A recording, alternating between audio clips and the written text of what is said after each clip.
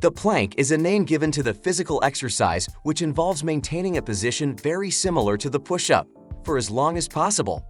It is also called a front hold, hover, or abdominal bridge.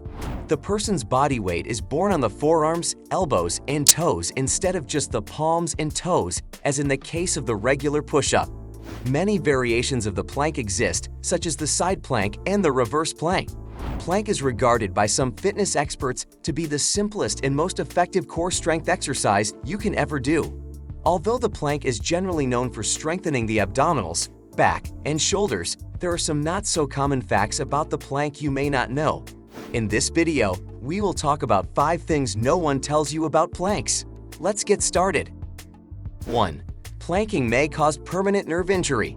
Observing a planking person, you would notice that the unique position places all of the body's weight on the toes of both feet and the forearms, especially the elbows.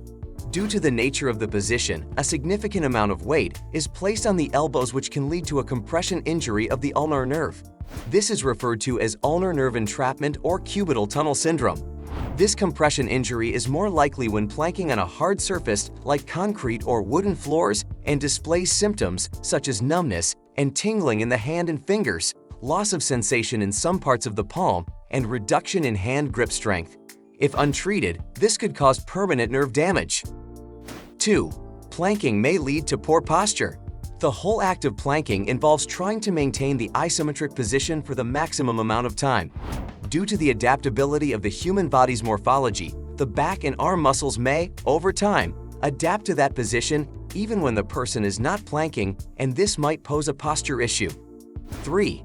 Planking will most likely lead to recurrent shoulder and back pains. As could be noticed while performing the plank exercise, in addition to the elbow, the muscles of the neck and shoulders become very strained. While this pain may be an inconsequential effect of strengthening in some persons, in others, the pain becomes very severe, and the affected areas become very sore for days at a time. This will reduce productivity, the ability to perform other exercises, as well as contribute to bad posture.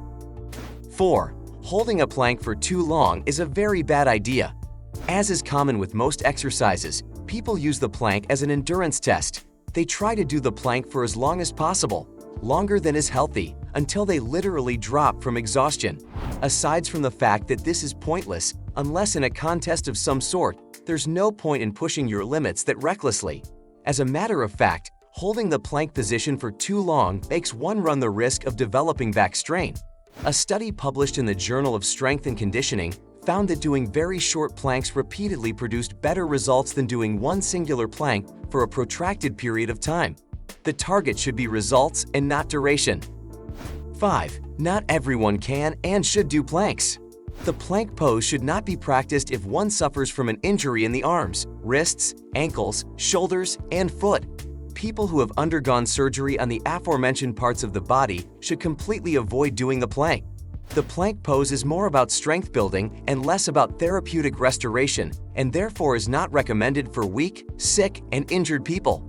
Also, people with migraine, high blood pressure, vertigo ailments, pregnant women, senior citizens, and children should steer clear from this line of exercising.